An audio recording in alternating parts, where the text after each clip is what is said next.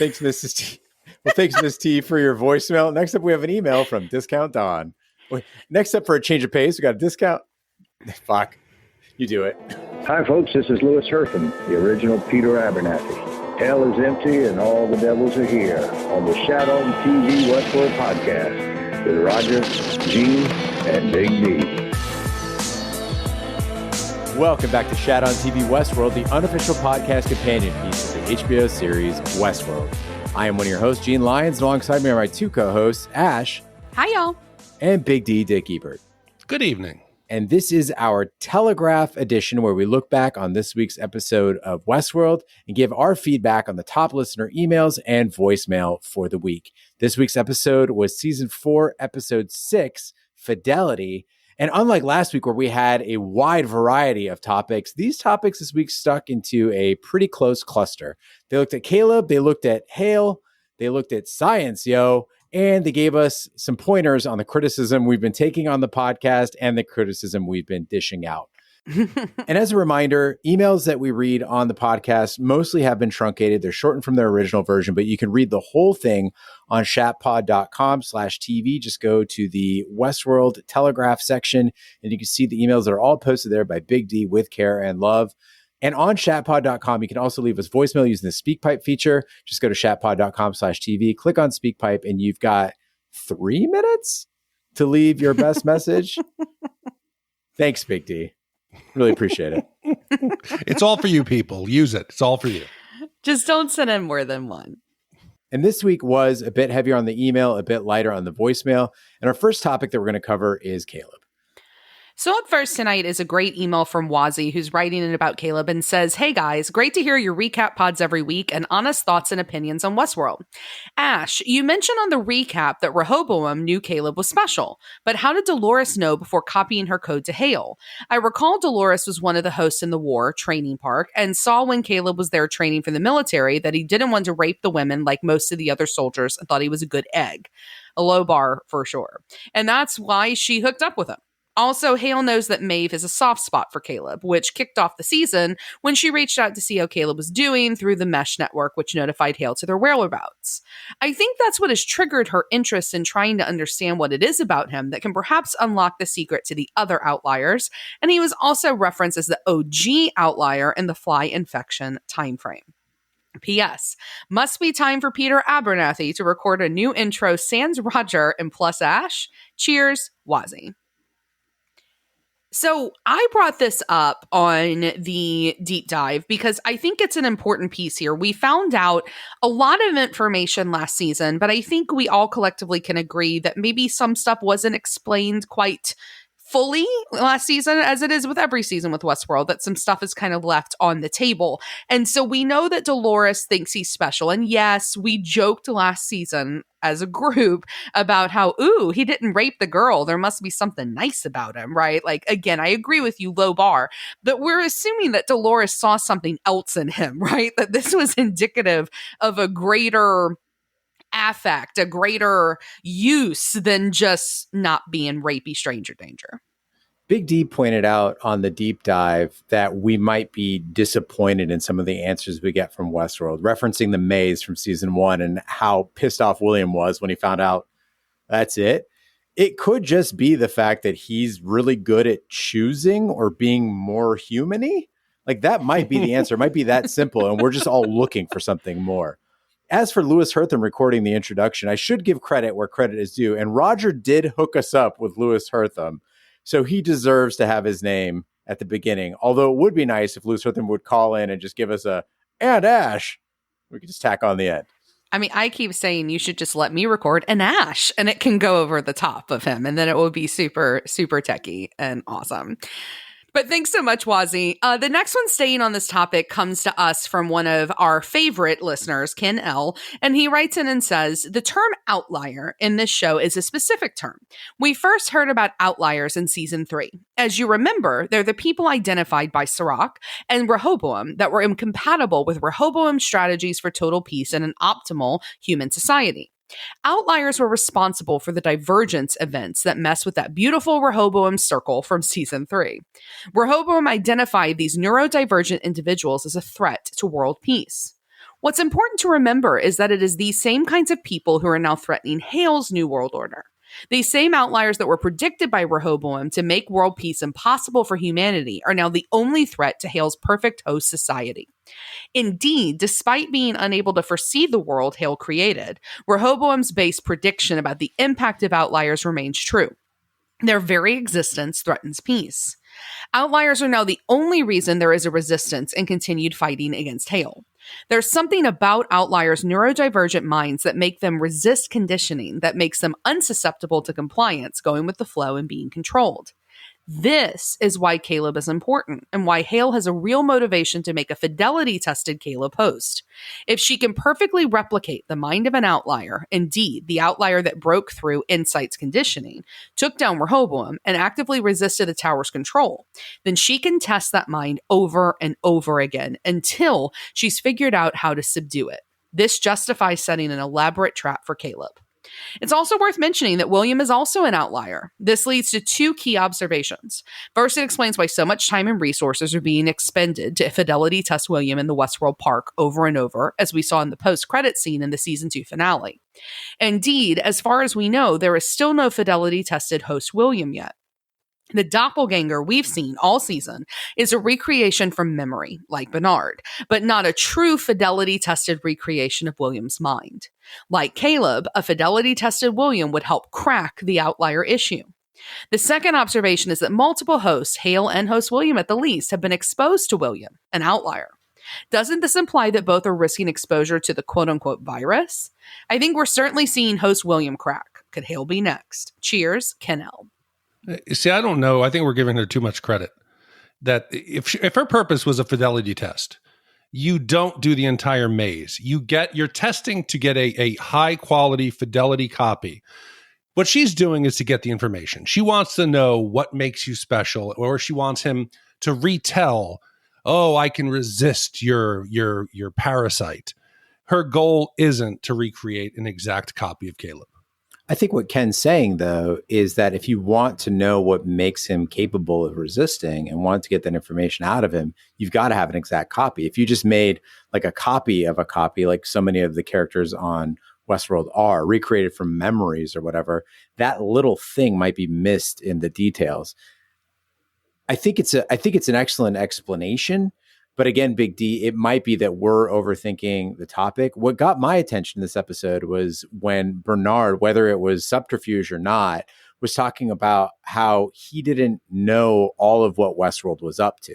And it planted a seed in my brain that perhaps this is all part of a Delos plan to begin with, right? That this was all supposed to roll out that way, that we're watching a master plan unfold.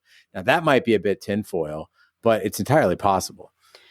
I know I've said this before, but I want to mention it again because this is the thing I've enjoyed the most about this season. And really one of the only ways I see a true, like, deep connection between 3 and 4 is the irony that we could be dealing with here, that Rehoboam was predicting the end of the world and said, here are all these people who are outliers, and these are your key to surviving. And instead, what did humans do? They tried to eliminate the outliers that were the key to their own survival. And that, I think, is such a brilliant mind fuck for what happened in that society with Sirach. And it's showing that humans are dumb and that these hosts are repeating the same mistakes that we were by her, meaning Hale, not valuing these outliers. Maybe they still are important even in her world. Take that, sheeple. Continuing on our little train here, we've got David that's writing in, talking Big D about what you talked to us about, which is hope and rats. And he says, greetings, Shat on Westworld crew. I know a little bit about the rodent studies on hope that Big D mentioned. I used a similar procedure to stress rats, exploring male and female differences in stress responses and their effect on neurogenesis and learning. Let me provide an overview, and please be assured that this treatment of animal subjects would never be allowed today. We only use swim stress for 30 seconds and then remove the rats from the water. So imagine an oil barrel, shaped and sized tub that you can fill with water. For rat A, we fill it about a fourth full of water and drop poor rat A in. Rat A cannot touch the bottom and push off and cannot claw her way up the sides to escape. The situation is hopeless. And rat A soon thinks, fuck this, gives up and drowns. This is very similar to the animal concept of learned helplessness, and it is used extensively as a model for human depression. My behavior is meaningless and has no effect. For rat B, the water in the tub is filled about 3/4 of the way to the top, so that rat B can see a little of the outside of the tub environment and can almost, but not quite, jump up to the lip of the tub. Rat B thinks he can escape. He has hope. Rat B will never think fuck this and give up, because escape is so tantalizingly close.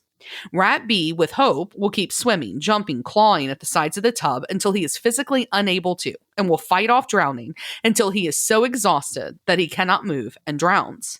It is relatively easy to see the analog in humans' behaviors when, and when not, they have hope of success. I'm a first and longtime listener. In fact, I started listening to the movie podcast before Gene was a regular. I am too poor to commission a film. I had stopped listening to the Instacast as your opinions were bleeding into my enjoyment of the deep dive and telegraph. Now, please do not react defensively, Ash. I realize Gene hates this season much more than you, Fact. and it is my choice to listen to the Instacast. It is just that I enjoy Westworld a great deal, especially when I am not sure what's going on until the end of the season and cannot think of a better show on TV among the plethora of sci-fi shows currently. But I am very glad I listened to you today after episode 6.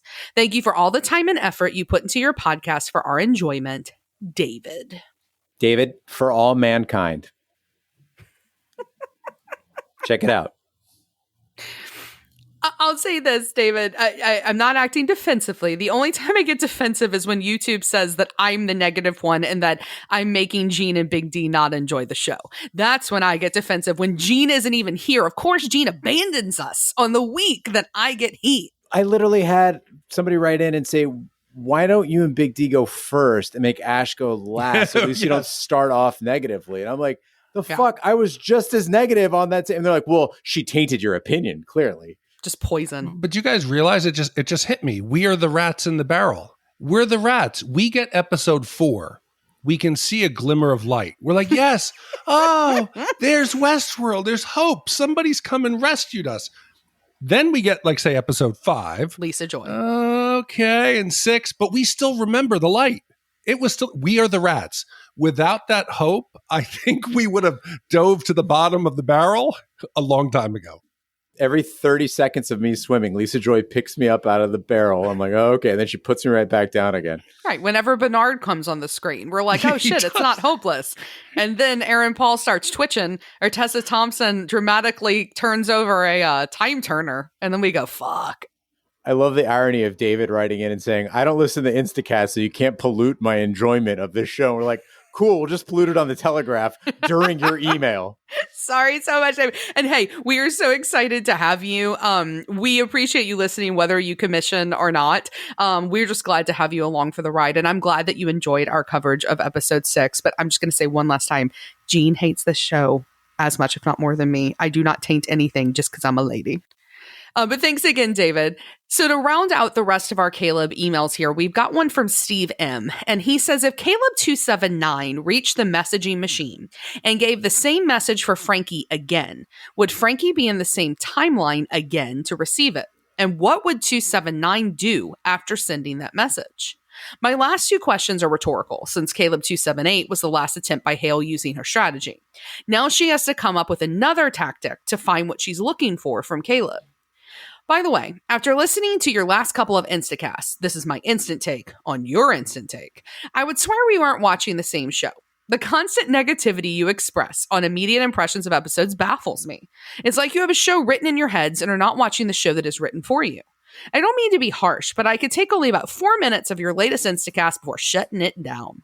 I can't say I love every scene of every episode, but the story has legs and stays within the Westworld universe.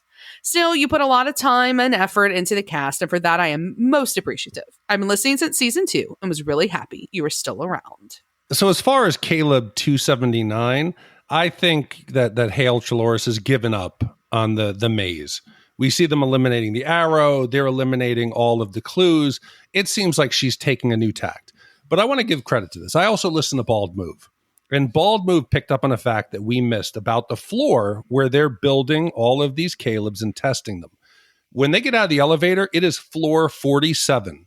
That is the exact same floor that Dolores works. So these are either different timelines, or one is potentially virtual, one is real world, but they can't be happening simultaneously. And I think that Halores has obviously come up with a new approach that we just haven't seen yet. And Steve, as far as watching a different show, as much as I've disliked this season, I can tell you, like an idiot, like a rat, every week when it comes on, I'm like, maybe this is going to be the week. And I get super excited and I start watching it, and then it just slowly falls apart. And you cannot tell me in any universe that the quality of season 4 is up to the quality of season 1. And I'm not looking for the season 1 storyline. I don't even want to tell the storyline where to go. I want to be surprised. I want to have my mind blown. But what's happening is we've gone from Anthony Hopkins delivering these mind-blowing soliloquies that make me think about reality and what I am, to Tessa Thompson just sneering, as we get an aerial shot of her standing on the edge of a skyscraper and nobody cares.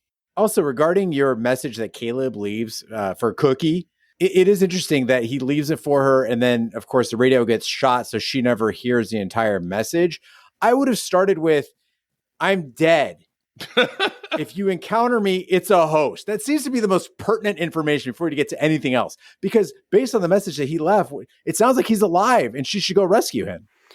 I don't know. I do get it. Logically, I thought that. But then I thought about being like a parent and like my kids. Like if I knew my kids were out there, I think I would suck. I think I would fail. I think I would forget to tell them I was dead and start with what pisses Halores off so much and be like, I just love you so much and I hope you know how proud I am of you. And I hope you're brushing your teeth and flossing, right? Like I would go there first, even though like I would go logically, like I gotta tell him. I think I would just lose it. I kind of related to, Billy, it's your mommy. Billy, put down your M16 and come out, Billy. We would actually record it, and then Big D would have to edit it, and then we could release it. Did nobody else think of that movie, that terrible Dennis Quaid movie, Frequency? Where like he dies in the house fire, and then his son, like way in the future, somehow uses a CB radio to talk to his dad in the past and saves him. Is that basically like Interstellar, but with a fire? Kind of, but less cinematic-y and more religious-y. Oh, sounds wonderful. The guy who played Jesus is in it.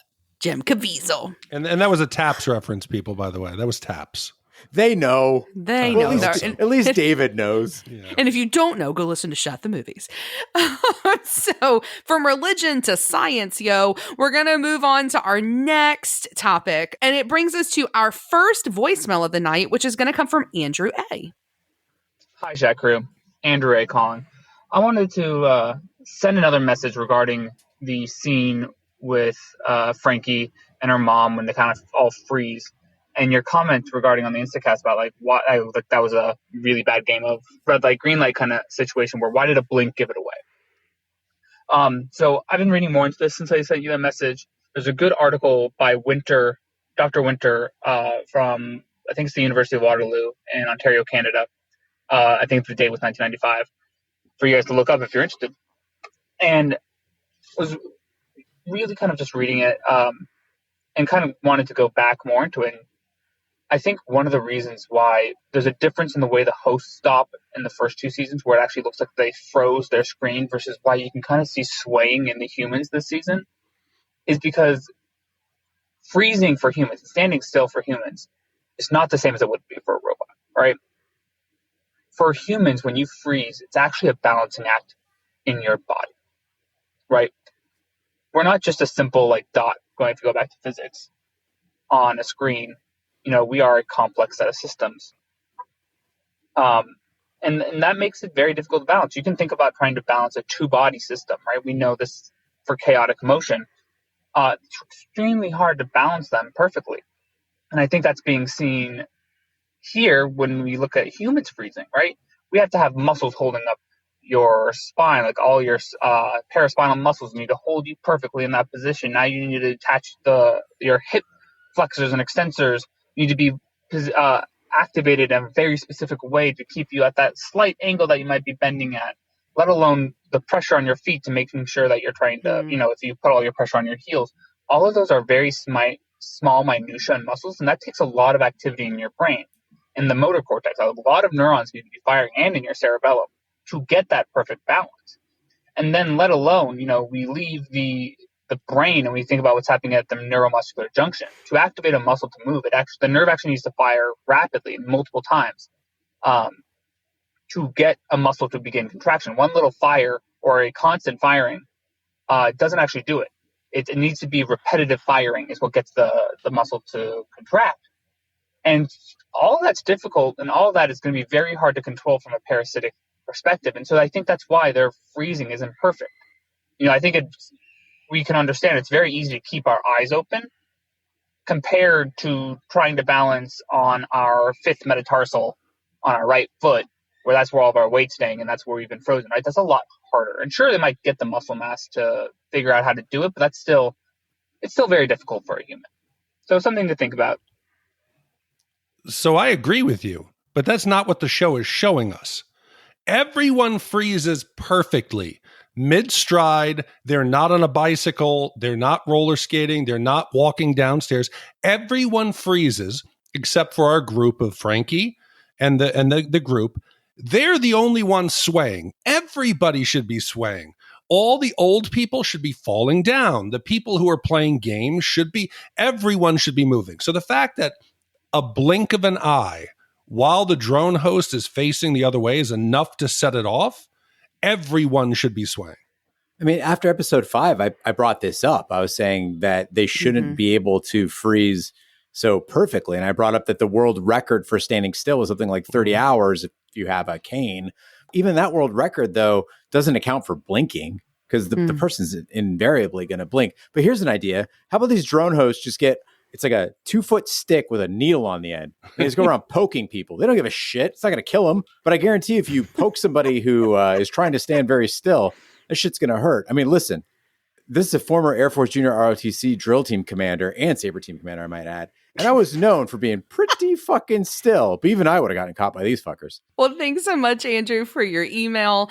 Up next, we've got one from John G. And Big D, he's shouting out to you about your Red Queen mention and the deep dive. And he says, hey, guys, just wanted to give you props this week, particularly Ash, because I listened to a dozen Westworld podcasts and combed Reddit all week. And I didn't see anyone bring up that Maeve was resurrected in this episode within the very saloon where she first woke up and became conscious in season 1. Not the exact same one, of course, but the copy. The whole hive mind at Reddit and a dozen podcasts, no one mentioned that but you. Nice. My theory this week is related to that Red Queen card Big D mentioned. We see it in the Temperance Saloon when Bernard is doing the Maeve transfer. Bernard actually calls it out through the looking glass in this episode too, when talking about the brain scanners behind the mirror. The showrunners have admitted all the connections to Alice in Wonderland since season 1, starting with Dolores' dress. The Red Queen is particular to the Through the Looking Glass because in that book, Lewis Carroll is using chess a lot in his metaphors. There's the Red Queen on the chessboard and Alice is a pawn. And the Red Queen goes on about how you have to constantly move faster and faster just to stay in the same place. This has been picked up in evolutionary science to describe how organisms must always be moving, i.e. evolving, to compete with other organisms who are also evolving based on changing conditions in their environment. Essentially, you can't rest on your laurels, even if you succeeded at establishing a nice niche for yourself where you're thriving, because everything else is constantly moving still in evolution or in life. That's what drives evolution as a process forward. There's no you won and now it's over. Every other species evolves in their niches, and some evolutionary paths are radically successful and challenge yours. So this, I think, relates to what's happening with Hale and her children. She's won. There's nothing to push them, to keep them moving, to keep changing. She wants them to evolve, but besides her wanting it, what would drive them to do it? Ford said way back in season 1 to Bernard how suffering was the key because it motivates you to change. The suffering of the park drove the host toward consciousness. There's nothing like that in Hale World. They seem to either hang out in Host City or hunt outliers, but there's no challenge to any of it, no stakes. Hope seemed very frustrated that she had won the game, but it didn't change that feeling. She still felt empty. Hale wanted to make the world safe for her children, but maybe she made it too safe. I think you described it as purpose, but it's all the same. Purpose, challenge, drive, need, something to make life have a point. Those very drives Ford spoke of, that means that humans don't have free will because they cannot change these drives, that all our cognition is built on top of those drives forged millions of years ago by evolution. The hosts don't have that. Maybe that's the key. And that comes from John G. So, John, I really, really, really like this theory that you're giving. First of all, the connections here with Through the Looking Glass, I think, are very, very important. And I think that if this metaphor exists and this Red Queen card, we've got to figure out who that is, right? Who's hanging off with your heads? You know, if that is Halores, we know how the story will end up for her, and we know how the story ends up for Alice and what's happening to Dolores and maybe like Christina in this season. I think all of that is really, really interesting. But the other I think that's really important that you hit on here is so related to the rat theories that Big D has talked about and like David talked about, which is not having that hope, not having that purpose, not knowing what they need to survive. That would be the lack of a cornerstone, because that suffering is the cornerstone that Ford is so intent on in the first season. And these new hosts, they're made and they're born, but they have no cornerstone. So maybe that drive for survival, or as we were putting it, the drive to evolve and to continue to evolve and stay at the top of the food chain, when you don't have that any longer, when the hosts don't have that as their cornerstone, that's the glitch in their programming that begins with Hale and trickles down into all of her offspring. Two quick thoughts on this one, John. First, regarding this idea of competition or evolution, it almost speaks to Dolores's wisdom way back in season 2, when she decided to give Bernard the key and to make Bernard not her friend, but almost a competing force. And we see that still playing out right now. Bernard is still out there, presumably, and he's still on a path that might set things straight. Because, again, her idea at the time was, how do we make our species continue to exist? It wasn't, how do I win? The second thing is this flash of brilliance we saw with these cards when we're looking at the control units, right? This is where Westworld does so well. And the thing is they used to give us just this and not all the exposition and all the obvious, basically, explanation of everything that was going on, like Halores just sneering and then telling us exactly what she's going to do, exactly what she's doing to Caleb. We're smart enough to figure it out. If we saw Caleb going through his routine, we would know what she was up to and what he was up to. And with these cards, it's these subtle nudges. And that's the brilliance of what season 1 was like, right? Is they didn't give us all the answers, but then when you were done with the story, you could see it was all in front of you. So if I'm correct, Ash, there's 2 different Red Queens. There's the Queen of Hearts and then the Red Queen through the Looking Glass. And in Through the Looking Glass, that's where Alice faces off against the Red Queen, and Alice actually goes from a pawn and becomes a queen herself.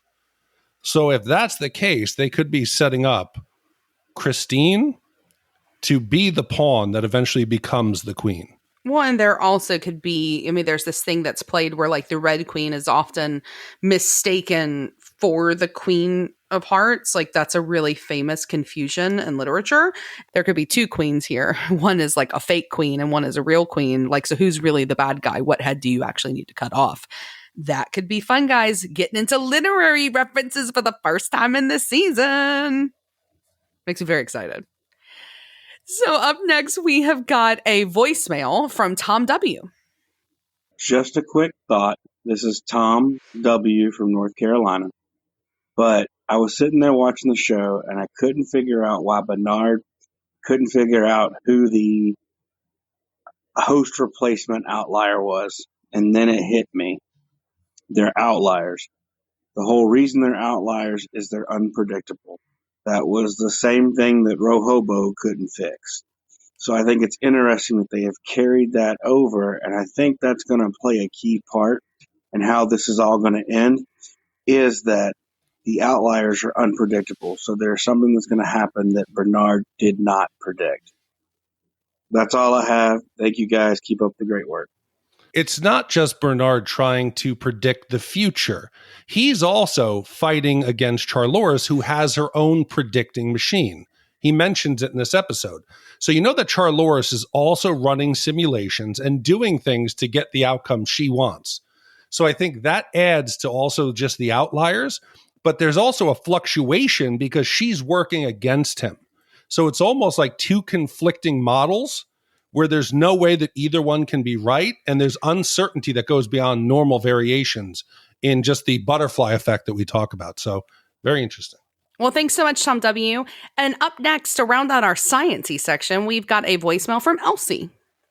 Hey guys, Elsie here. I got something that's just like a pebble in my shoe, and I don't know if I am just missing something or missed something over the course of 4 seasons spaced 2 years apart. But when earlier in the season, when Caleb and Maeve go to the senator's house and the senator's wife has gotten gooped in her brain and she's killed all of her horses, are those horses host horses, even though in that timeline hosts are illegal? Or are they real horses? Because I thought in season 1, someone made the throwaway remark that horses were extinct and they didn't exist anymore outside of the park. And in the park, they were all hosts. So guys, are we on really crazy timelines? Or has everybody forgotten about horses? Or did I forget about the horses? What is going on? No, I think you're right. When I heard your voicemail, I was like, zoinks. I totally forgot that. Yes, they mentioned that there was some extinctions wide across. They said that there were multiple extinctions. People are surprised to see the animals in the Raj. They're surprised about the tiger, surprised about the horse. That's almost as much a draw to the park as it is playing, Wild Wild West. So either the show forgot or they're trying to tell us that the senator is so wealthy that his family maybe has been able to buy some kind of cloned horse DNA. Who knows? I don't think they ever expressly said horses were extinct. And the reason why this sticks in my mind is I remember during season 1, I was on a forum where people were asking why they would go to the trouble of creating all the animals in Westworld as host versions. And the extinction line never came up. And if 100 people are involved in any thread on the internet, somebody's going to bring us up just to be a pain in the ass if they would actually quote that line from the show.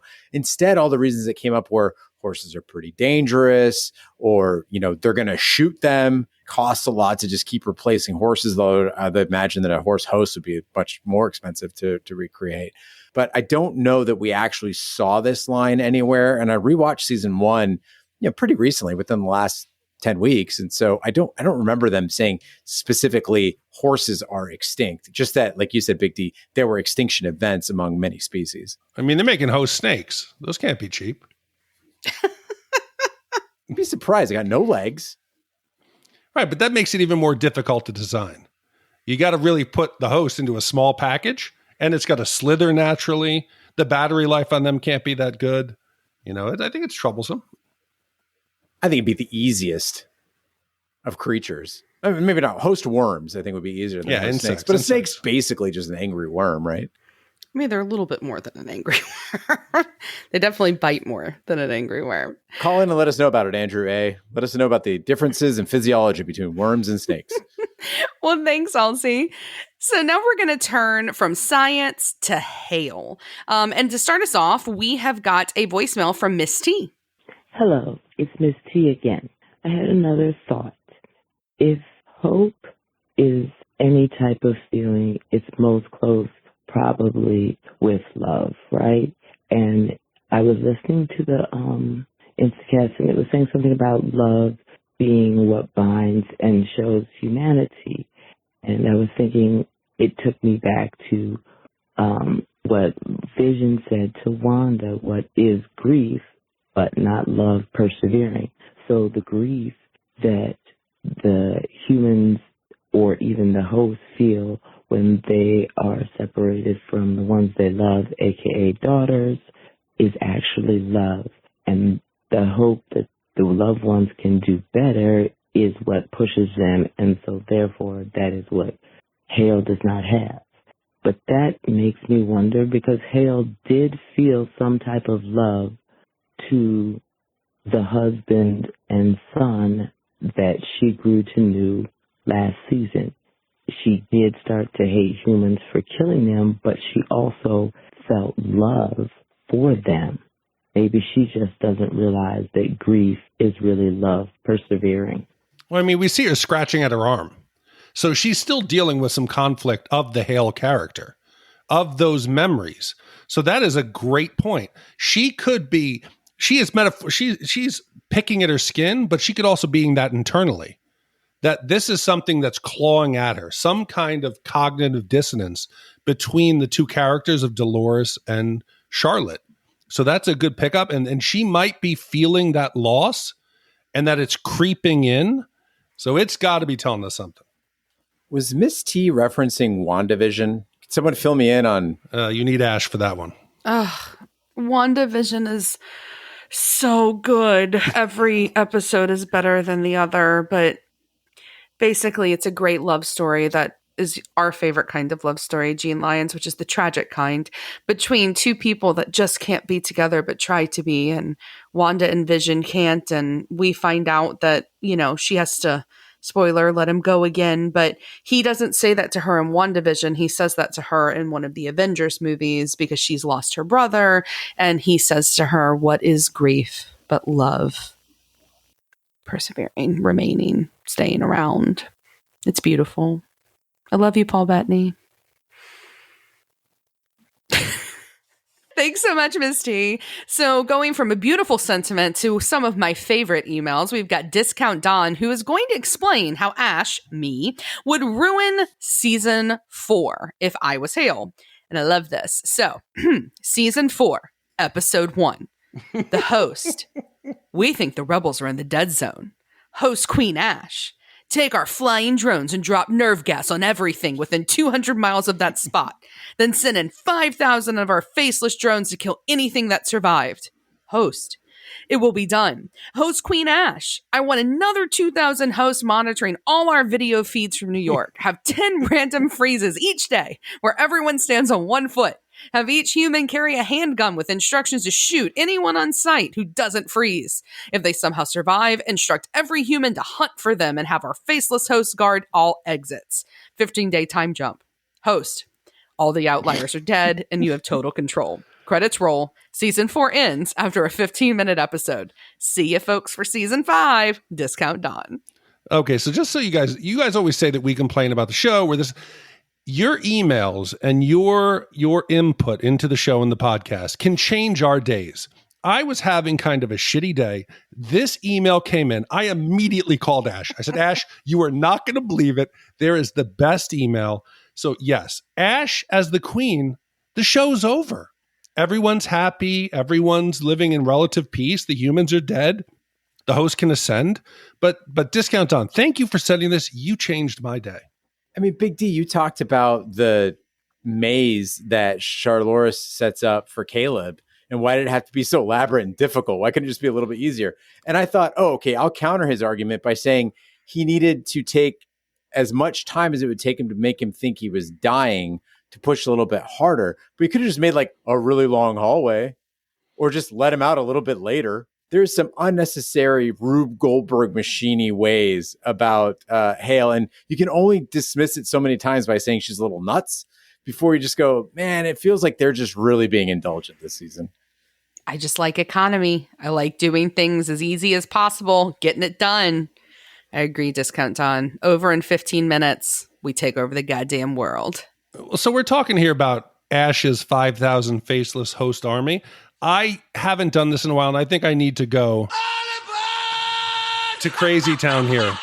Did anyone else get a feeling when Caleb, butchers that one drone host, that the camera lingers on the face 2 times where they're trying to get us to look into the hole? I did a screenshot.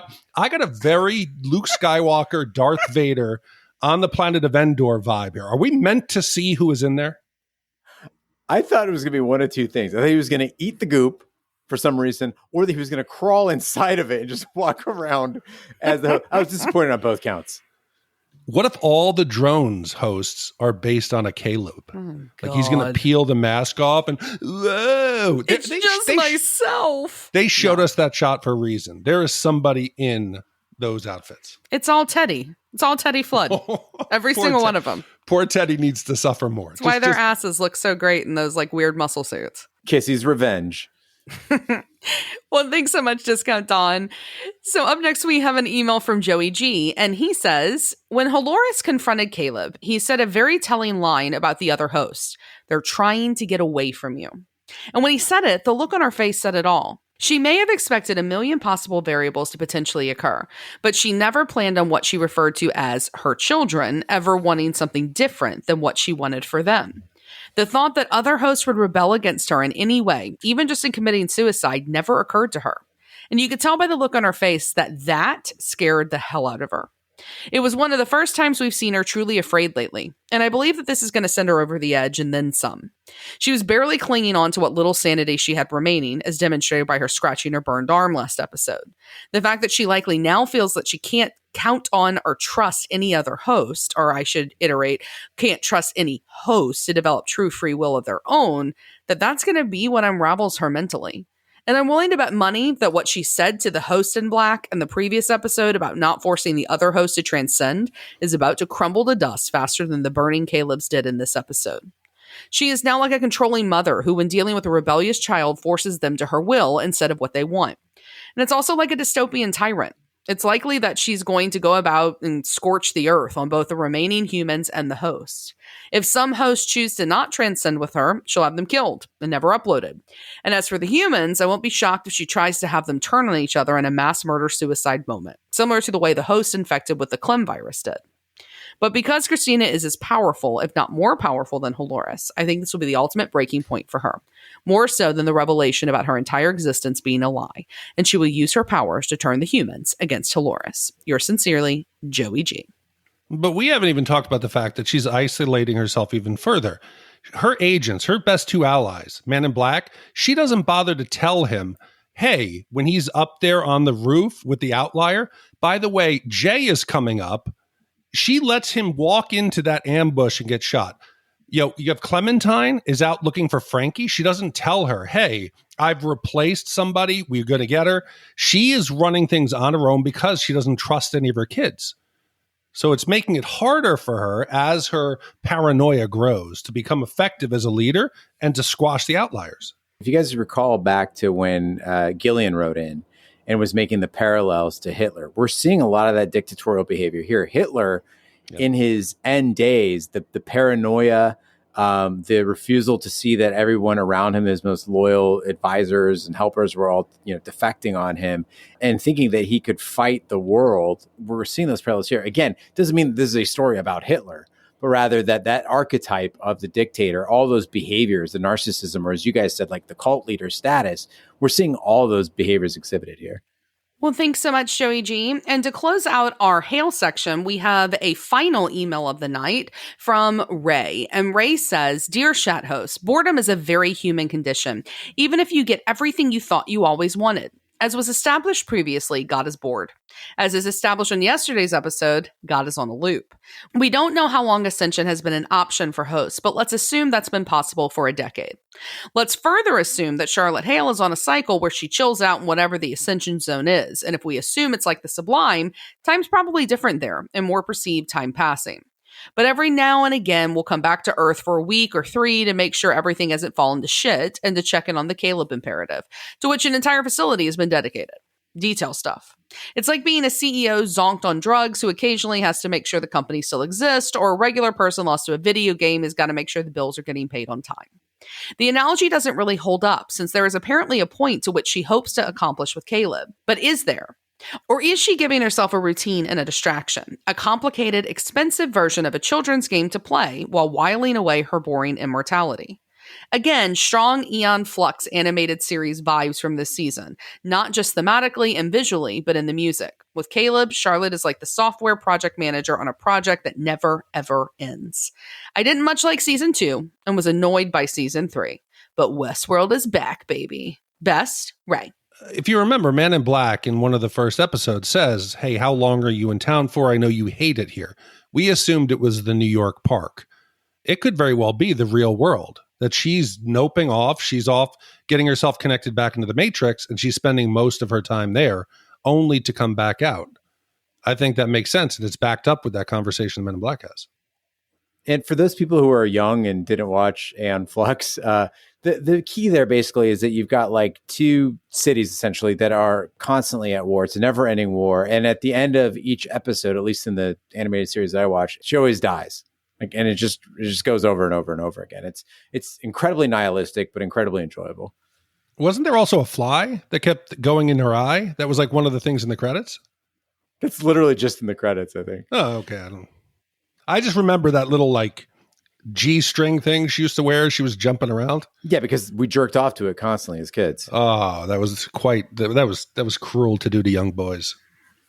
Yes. And girls who, I guess. Just so many memories. We're going to round out tonight with some voicemails that are going to kind of talk about some criticism we've been receiving lately. And the first comes from Sober British Stu. Thanks for playing my recording last time. I genuinely forgot that I left a message on the podcast.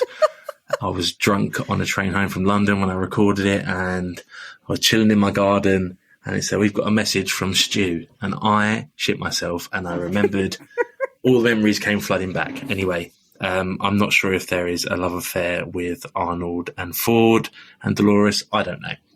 But, I mean, there's something there.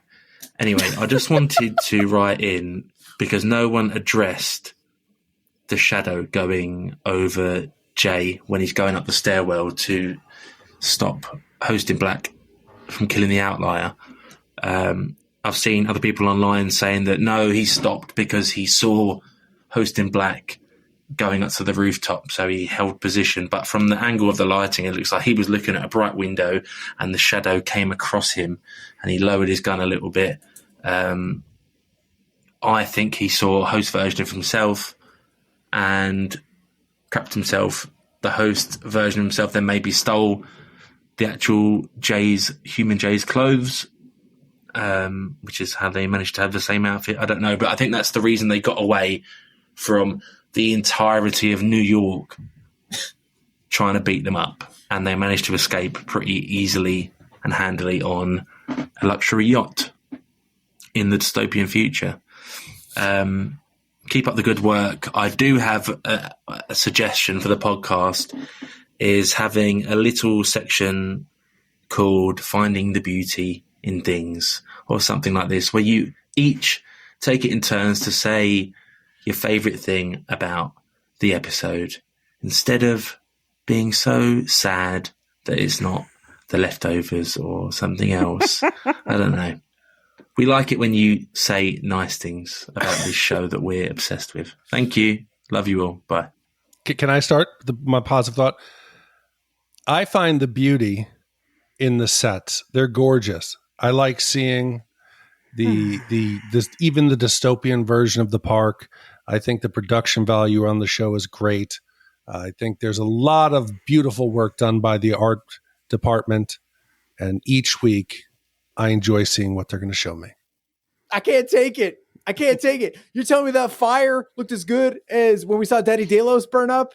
Bullshit. It was a terrible fire. I've got better fire in my electric fireplace in my house. It's crap. Gene, find the beauty, Gene. Find the beauty. Looks bad. I felt that there was a degree of beauty when Caleb was calling out to Cookie. I was getting some vibes there before he started the twitchy thing, but during the first parts of it, the shot from underneath Aaron Paul shooting up and that beautiful skyline. Yeah, there were some feels there. I appreciate that. Ash? I mean, I think I've been pretty clear. It's Jeffrey Wright, right? Yeah. The beauty of the show is Jeffrey Wright. And was Anthony Hopkins, and I want him to come back. Even if it's just to play the piano. Even if he's just in every drone host's body, sludging around. Oh, wow. That would be a reveal. I wouldn't be expecting that. he got tight. Old man Hopkins. That's why he walked. That's why the drone hosts are so slow. They're like a 78-year-old man in there. Hey, that's ageist. Yeah. I don't know. And, we're getting hate for mentioning The Leftovers so much. I think the reason why The Leftovers gets mentioned is it's proof that a show can improve every season. Like Buffy, another great show that improves season after season, right? Great fucking show. There's shows that do improve. Ash, one other thing I'll say, every season of The Leftovers is very different. It is, but it still gets better. Yeah, but they're very different. The first season is so dark. And everyone agrees season 1 is the worst out of all three. You know, and season 1 was what the book. After that, they went off book, and it went to a place that was rewarding at the end, so it can be done. And again, remember, we see that little light at the end of the barrel. That's the beauty. And also just the beauty of the Shat community, because how could we not say beautiful things when you ask so politely? Sober or drunk, we'll take either voicemail. We find the beauty in you. We think you're wonderful. Well, thank you, Sober British Stu. And then finally, to round out our Telegraph tonight, we have a voicemail from Jordan who's talking about no need to apologize. This is Jordan from Fort Worth, Texas. All right, I'm a day one Westie, and I'll ride this train until it ends, even if it drives itself off the cliff. But that's mainly due to this group here at the podcast, so thanks, I guess. But I got 2 pieces of advice for you. Number 1, y'all got to stop apologizing for being negative for the show. It's okay to love a show, but bitch about it when it sucks every once in a while.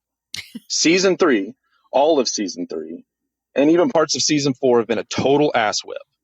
And if you don't think so, you've definitely been infected with the funky fly eye gunk. Number 2, Ash, you're totally right. This show is all about love and sacrifice. If you need more evidence, go back to Season 2 with Daddy D and Logan. Daddy D was never able to ascend past that point of fidelity because of that moment by the pool with Logan. He didn't have the love and forgiveness it takes to be a true human. This past episode proved Caleb does, but Hale was too angry to see it. But with all due respect, all of y'all are burying the lead here. For the first time in 5 years, this show has given me something to be excited about. Guys, we finally have a true maze. I need to know all the details surrounding the one iteration where Stubs is the mole. Why is he the mole? How did he become the mole? When did he become the mole? But more importantly, what the fuck did Bernard do when he found out his only original robot friend was actually a lying bastard all along? So to your point, Big D, I hope this season ends on a cliffhanger, and next Season 5 is a journey through the maze of the Stubs betrayal. Because this game, my Shat friends, was made for me. That was he gets his own sound effect. I love this voicemail so much. First of all, great production quality, great delivery. You should guest on a pod. You're amazing. And I think the need to apologize comes from the amount of hate that we receive. Like, you guys, I mean, like, and the beauty, right? Sober Stu, we'll focus on the beauty. The beauty is like 90% of what we get is fine feedback, but that 10% is like it y'all, we're at work all day reading through this shit, and it just like, it's a lot. So we want everybody to still listen, because we appreciate everybody out there, whether you love us, you hate us, you think we're negative or not. And I think that's where the need to apologize comes in. But I do agree with you. And I think that's where some of our confusion, I'll speak for myself, some of my confusion comes in, is that like, I have never loved this show so much that I get pissed when other people don't like it. Like, that's just not like something I do. I love when people disagree with me. It's like one of my favorite things. It's probably why I should have been an attorney. Because I like to argue and I like to debate. So if I love X and you love Y, that makes me happy. Because I still love the show at the end of the day. I can still enjoy it, right? Yeah.